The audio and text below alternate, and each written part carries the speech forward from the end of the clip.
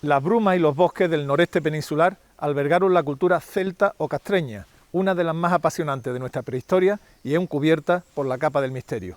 Vamos a adentrarnos en ese mundo celta para tratar de desvelar los secretos de su origen y de su esencia.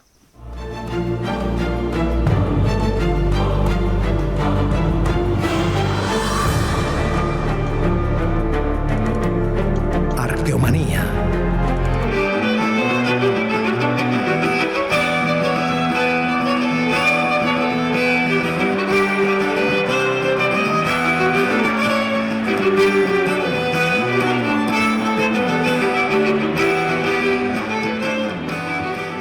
El mundo celta rezuma misterio, envuelto por la bruma de su leyenda. La evocación de su recuerdo aún estremece en muchos lugares de España y de Europa. La música y las fiestas celtas son un reclamo para muchas personas que se sienten atraídas por una cultura que es poco conocida y que guarda muchos secretos. El primero de todos ellos es probablemente el más determinante. ¿Se puede hablar realmente de celtas en la península ibérica? Si hay un elemento definidor de lo céltico, es el castro. Estos bellos poblados fortaleza, que pueden verse en la meseta y en los bosques del noroeste peninsular, dan nombre a la cultura castreña, antes conocida como celta. En el corazón de la España húmeda, en el noroeste de la península ibérica, se desarrolló la conocida cultura castreña. Es una cultura prerromana y tuvo de alguna forma una relación amplia con el mundo celta. Queremos conocer esta relación y para ello vamos a visitar y estudiar los principales yacimientos hasta ahora conocidos. Los romanos los llamaron celtici, probablemente por influencia del término griego keltoi, que significa bárbaro. Los celtas son un conglomerado de pueblos indoeuropeos de la Edad del Hierro, cuyo origen y difusión está sometido a debate. La Hispania céltica en realidad comparte con el resto de toda Europa occidental una base que es étnica. Y étnica supone al mismo tiempo elementos de cultura material y tecnológicos, que son los que vemos los arqueólogos, elementos lingüísticos, que es la lengua, elementos ideológicos, que es la religión, y sobre todo una cosmovisión, lo que llamaríamos vulgarmente la visión del mundo. En eso ahí es donde podríamos definir la Hispania céltica dentro de todo el mundo celta. Pastores y guerreros, adoradores de dioses relacionados con la naturaleza, los celtici hispanos no supusieron un grave problema para los romanos, quienes después de vencer a los cartagineses en las guerras púnicas, comenzaron a dominar la península de sur a norte y de este a oeste. Para romanos y griegos, todo aquello que escapaba a su ecúmene, de su espacio sociopolítico y cultural, era bárbaro, territorio de celtas. El mundo celta es un mundo que políticamente desaparece con el Imperio Romano. Conquistan la Galia, conquista Hispania, conquistan Britania, queda solo Irlanda, aislada, y que era realmente un país periférico, incluso dentro del propio mundo celta. Pero el que se conquiste una cosa no quiere decir que no haya perduraciones. Se perdió un elemento importante, o casi se perdió, como era la lengua. Pero basta con ver cuántos pueblos españoles tienen todavía, cuántas ciudades españolas tienen un nombre celta. Toledo, Lugo, Segovia, tantas otras que podríamos citar, para indicar que ese mundo ha perdurado, y sobre todo ha perdurado en la forma de ver la vida y en las tradiciones populares. Los castros definen nuestro espacio celta. Ahora bien, ¿podemos considerar plenamente integrable nuestro mundo castreño peninsular con el espacio celta europeo? ¿Fueron realmente celtas sus habitantes? Trataremos de responder estas preguntas fundamentales, pero antes vamos a conocer los castros que lo definen. El castro es un poblado fortificado que acoge en su seno las típicas cabañas circulares que le confieren un evocador aspecto orgánico. Pero el castro es, sobre todo, una formidable fortaleza, con feroces murallas y líneas de fosos defensivos. Alberga en su interior las cabañas de habitación y algunos elementos de vida colectiva, como las saunas o las casas comunales. Aunque el mundo castreño guarda una evidente relación con el espacio cultural celta, no podemos identificar lo castreño con lo celta. ¿Qué entendemos exactamente por la cultura castreña? Pues por cultura castreña entendemos un concepto amplio que abarca aproximadamente unos 1000 años de la historia de Asturias, que tienen en común el hecho de que el castro, los poblados fortificados, hubiesen sido el centro de la vida de sus comunidades. Dentro de ese epígrafe incluimos periodos muy diversos que van pues, desde finales de la Edad del Bronce, toda la Edad del Hierro y también los primeros siglos de implantación romana en esta región. Hablamos de Asturias, pero la cultura castreña es más amplia, ¿no? ¿Qué parte de España y Portugal correspondería? De una forma muy grosera podríamos decir que es el cuadrante noroccidental de la península, al norte del Duero hasta el Cantábrico, y por el oeste los límites orientales de la actual región de Asturias y la provincia de León, tomando quizás también algo de la parte de Cantabria, pero desde luego el núcleo principal está en la zona noroccidental de la península.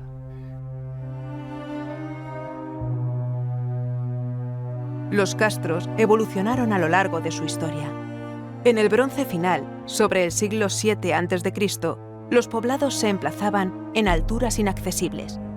En su arquitectura destacaban cabañas muy grandes que tenían usos múltiples, similares al modelo argárico o al del bronce valenciano. La zona residencial, compuesta por cabañas circulares de paredes de piedra y cubierta vegetal, se extendía por el interior de las murallas. Desde el siglo IV a.C., el mundo castreño evoluciona. Se eligen emplazamientos más accesibles y las cabañas circulares reducen su tamaño, aunque aumentan su complejidad, ordenándose en grupos familiares alrededor de un espacio común. Es frecuente encontrar molinos en su interior, un hogar en su centro y, como en el caso del castro de Coaña, unas curiosas piedras con cazoletas de uso desconocido. Pero su elemento más singular son las saunas. La sauna castreña funcionaba de una manera tan simple como eficaz. En este horno se calentaban las piedras y una vez que estaban muy calientes, se arrojaban sobre este tanque de agua, produciéndose una gran cantidad de vapor.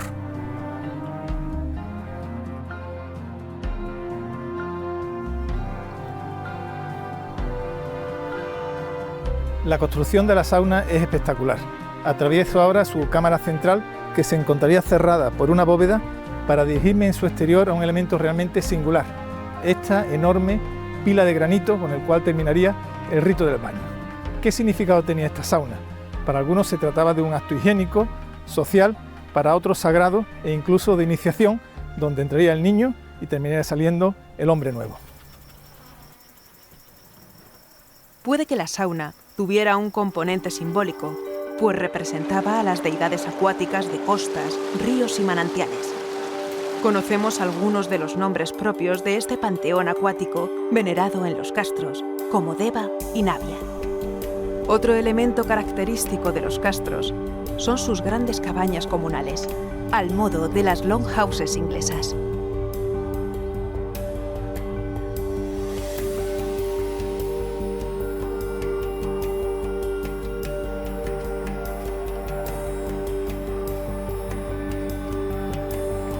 El castro asturiano de Pendía está enclavado en un meandro. Presenta un fuerte desnivel, lo que le confiere una gran personalidad paisajística y una fácil defensa. En la zona más alta hay un torreón, a cuyos pies se extiende el poblado en ladera. La muralla y el foso son imponentes. El rumor del río y su eterna canción acuática abrazan, entre helechos y brezos, las ruinas del castro.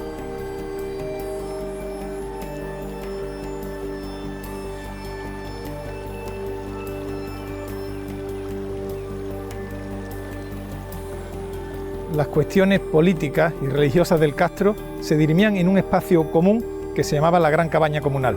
Por ejemplo, cuando se excavó esta gran cabaña del castro de Pendia, se encontró diverso material de gran prestigio ritual, entre el que destaca un hacha pulimentada neolítica perforada que coincide con el esplendor del neolítico atlántico del V milenio a.C. Existen hachas similares en la Bretaña francesa o al sur de Inglaterra, lo que podría remitirnos a un gran espacio común que vendría desde la antigüedad.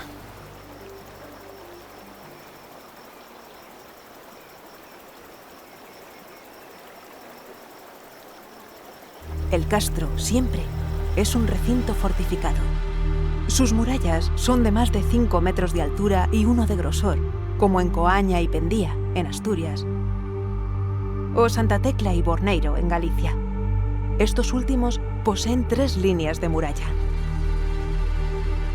Los fosos, profundos y excavados en roca, anteceden a las murallas, reforzando su eficacia defensiva. Los costeros usan los acantilados como protección insalvable.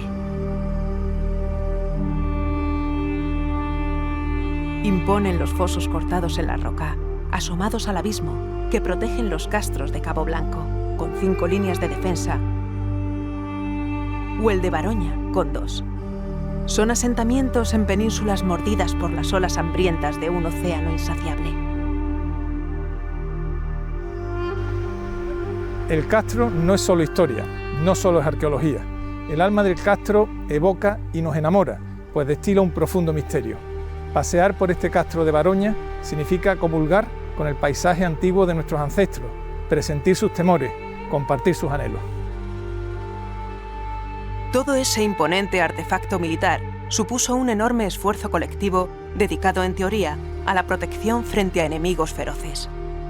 Sin embargo, no se aprecian daños por asedios ni guerras.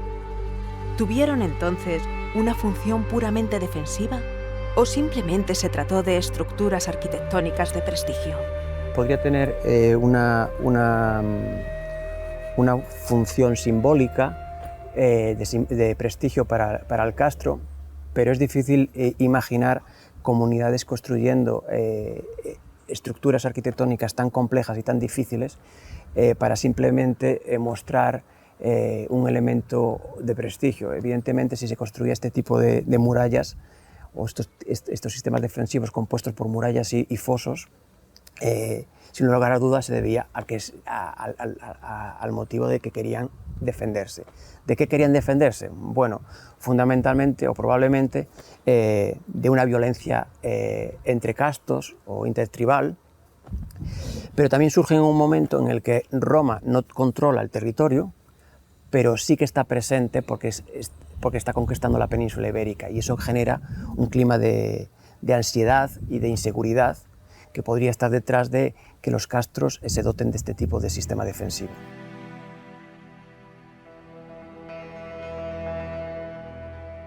A partir del siglo IV a.C., en la conocida como Segunda Edad del Hierro, comienza la época de esplendor de la cultura castreña, que alcanzaría su cenit en el siglo II a.C. Las causas de este florecimiento son conocidas. Los arados de hierro permitieron labrar las tierras pesadas de los valles, más fértiles y productivos, lo que permitió abundancia de alimentos para sostener un fuerte incremento demográfico.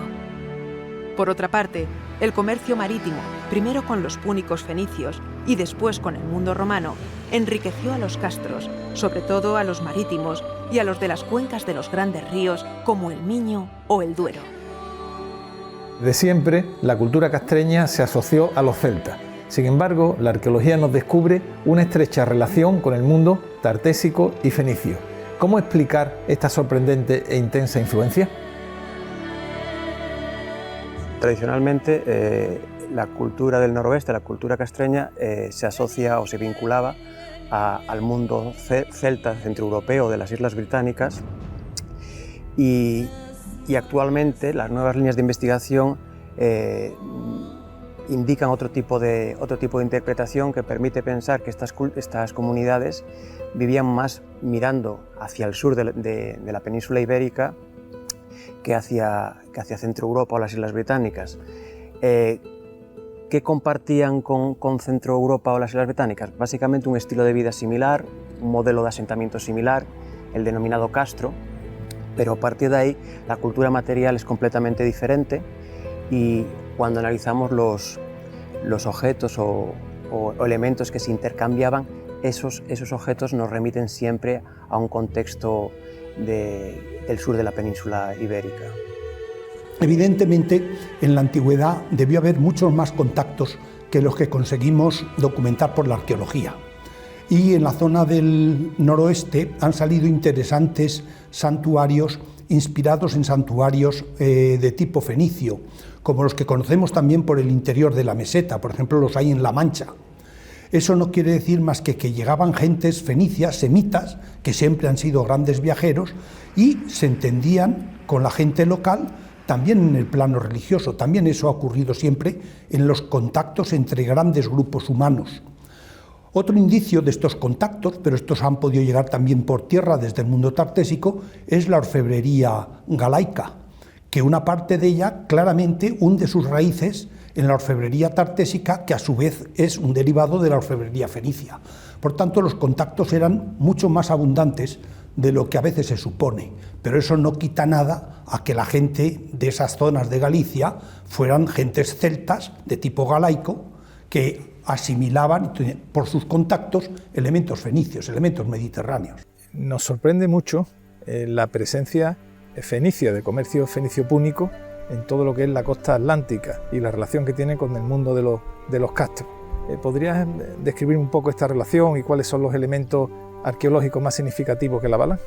Concretamente, a partir de los 90, ese tipo de información se hace más reiterada y en las excavaciones empieza a aparecer una serie de cultura material relacionada con ánforas, objetos rituales o incluso espacios que podríamos definir como templos de carácter fenicio, que permiten vislumbrar una sociedad local, pero con una interacción intensa con esas zonas del sur de la península ibérica. ¿Existió un matriarcado? Bueno, es complicado esta pregunta. Desde el punto de vista arqueológico es difícil, o por no decir imposible, poder determinar esto.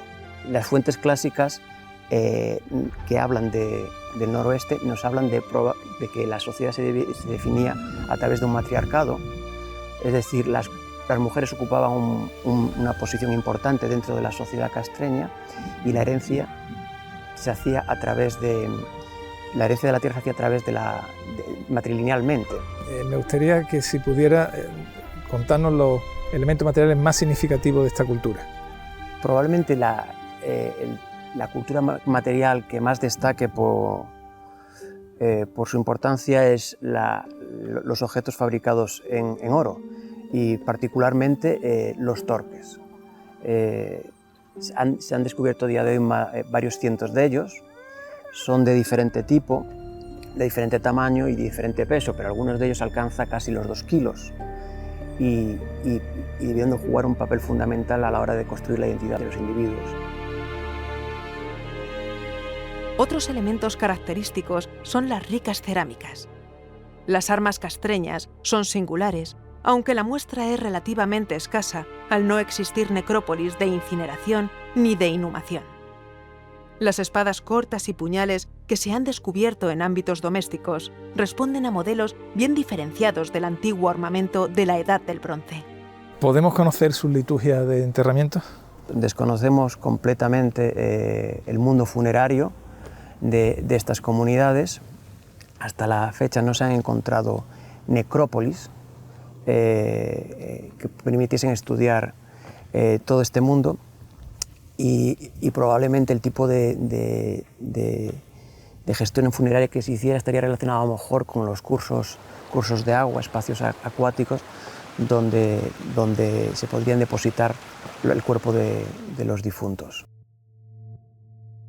El castro de San Cibrao de Las, en la provincia de Orense, corona una meseta entre los ríos Miño y Barbatiño, un emplazamiento estratégico de dominio del territorio. En tiempos anteriores al siglo II a.C., hubo un poblado cercano que seguramente fue trasladado por razones defensivas.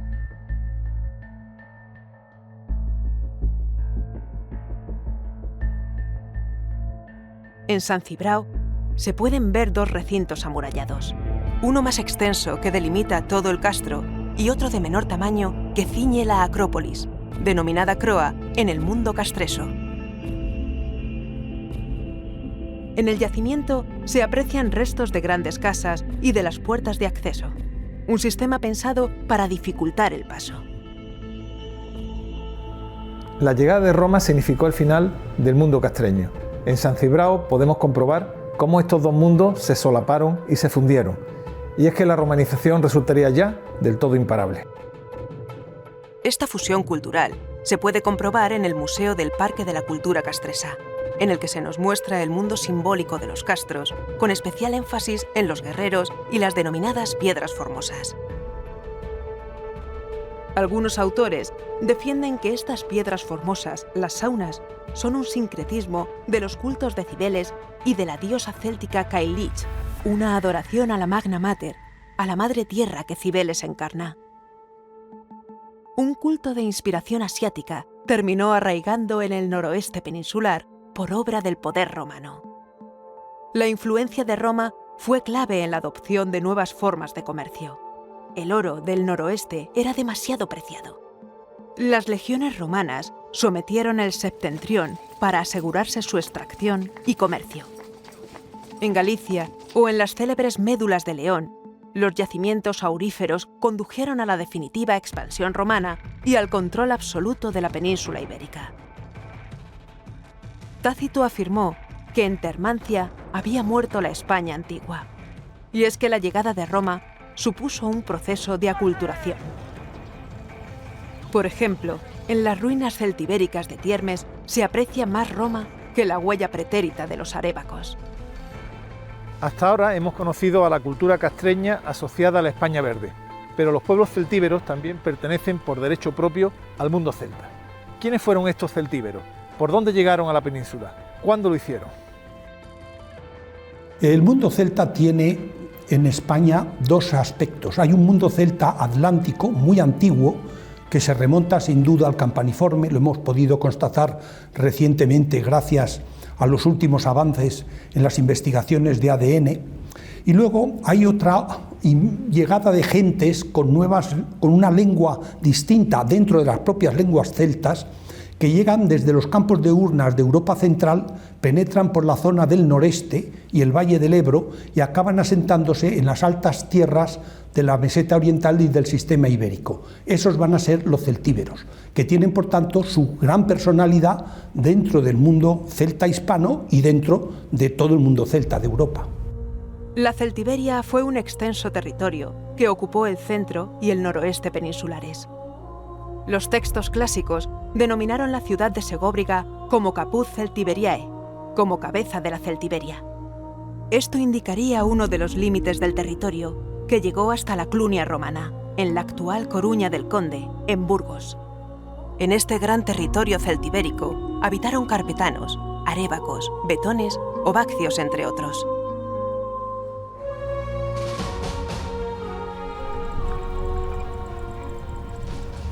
También apreciamos la vieja Celtiberia sobre la Complutum Romana, la actual Alcalá de Henares, donde el equipo de Sandra Azcárraga excava los restos de un castro carpetano ubicado sobre un cerro que domina el valle.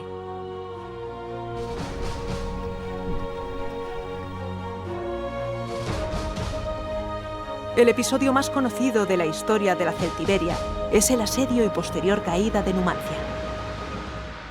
A nivel mundial se habla, ¿no?, de la resistencia numantina y se habla de la defensa numantina. En el contexto del mundo celtibérico hay distintos pueblos y concretamente Numancia corresponde a los arébacos. Nos dice Apiano que Numancia era la más poderosa de los arébacos. Conquistar Numancia suponía claramente para los romanos poder articular el Valle del Ebro con el Alto Duero, asegurar las comunicaciones entre el Valle del Ebro y el Alto Duero y a su vez, lógicamente, controlar el vado sobre el río Duero. Todo eso le proporcionaba claramente un apoyo, creo que completamente imprescindible, para luego seguir conquistando el resto del Valle del Duero y por tanto el resto de la meseta. El enfrentamiento entre las ciudades celtibéricas y Roma es muy largo, dura 20 años. Los romanos se referían a la manera de combatir del mundo celtibérico como concursare. ¿Cómo podríamos traducir el término concursare? Como guerra de guerrillas.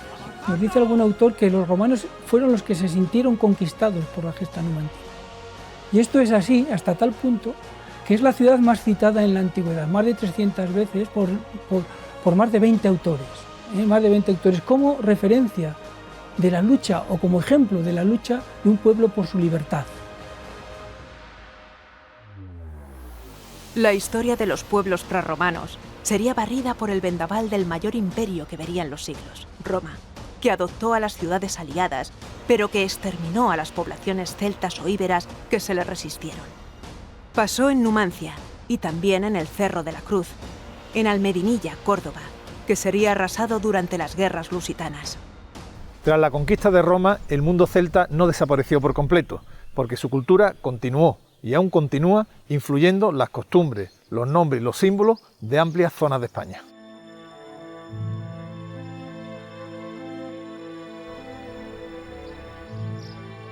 Algunos elementos continúan marcando, con magia elegante, el viejo territorio celta. Tal es el caso de la piedra de Nuestra Señora en Coaña, Asturias, en realidad una estela discoidea de época castreña. Algunos arqueólogos están convencidos de que la influencia celta llegó hasta más allá de hasta donde ahora se creía.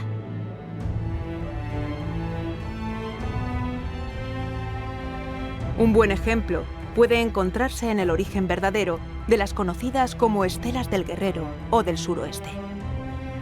Estas estelas fueron consideradas tartésicas, pero ¿y si en verdad fueran célticas? Lo que los autores romanos denominaron Keltoi no era otra cosa que los celtas del suroeste peninsular. Estamos quizás ante unas conexiones poco conocidas entre la cultura tartésica y la céltica. Uno de los temas apasionantes, dentro de lo apasionante que es todo el mundo tartésico, es el tema de su lengua. Realmente apenas conocemos su escritura, y no bien porque los textos son muy limitados, se limitan a unos cuantos epígrafes funerarios. Y ello ha levantado una discusión porque en esos epígrafes se ven nombres celtas, que eso no extraña demasiado. La prueba es que Argantonios es un nombre céltico, céltico atlántico, céltico antiguo, pero no sabemos hasta dónde se llega en la celticidad de la lengua.